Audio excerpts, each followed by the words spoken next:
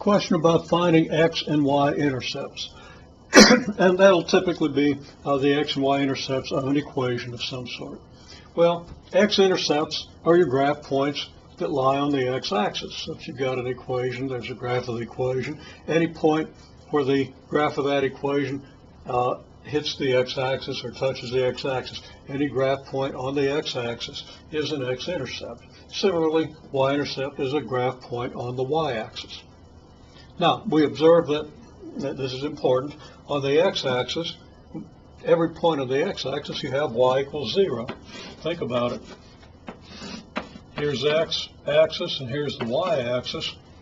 If I have a point on the x-axis, and it could be any point, what is the y-coordinate? Well, it projects this over to the y-axis, and it projects to the origin. Obviously, y is 0 at this point.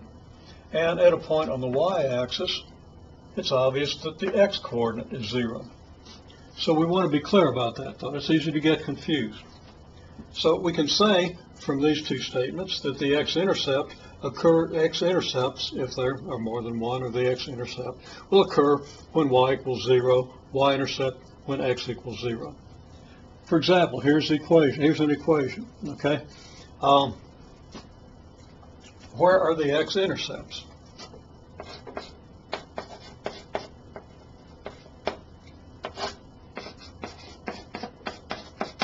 At y equals 0, what do we get? We get x squared times 0 cubed minus 2 times 0 plus 3x squared equals 12. Okay, well, this is 0 and this is 0. We get just 3x squared equals 12.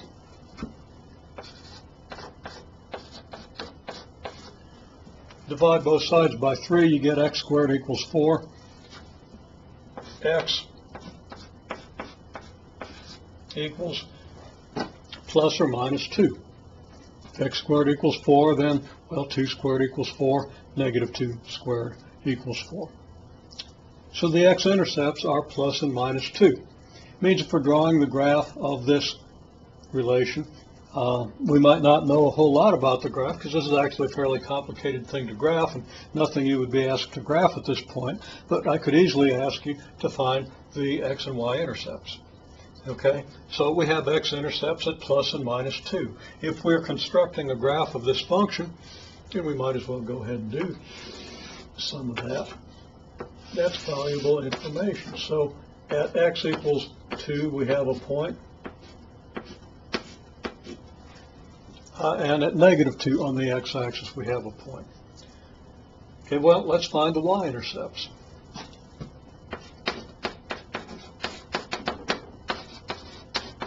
At x equals 0, what do we get? Well, x squared y cubed is 0 squared y cubed minus 2y. And then it's plus 3x squared. X is 0, so that's 3 times 0 squared. That equals 12. This term's going to be 0. This term's going to be 0. We're going to get negative 2y equals 12. Y equals negative 6. So we can sketch the y-intercept. Down here. So we have the coordinates. We have 3 points on the graph. Now we can do things like investigate symmetry.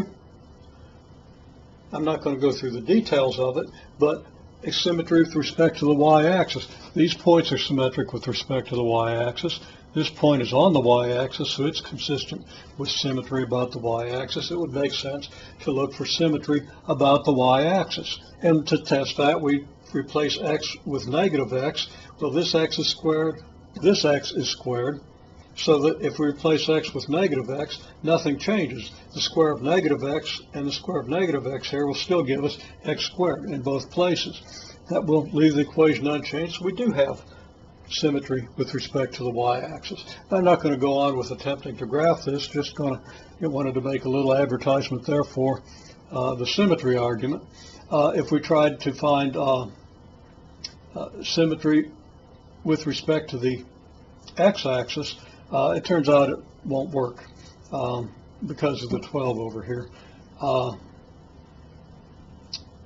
And actually, our symmetry with respect to the origin, it's not going to happen. And once more, it's fairly complicated to graph this function, beyond the scope of what we would do in this course. However, again, you could easily be asked to find the intercepts of this thing. Even though you can't graph it, you can find its intercepts.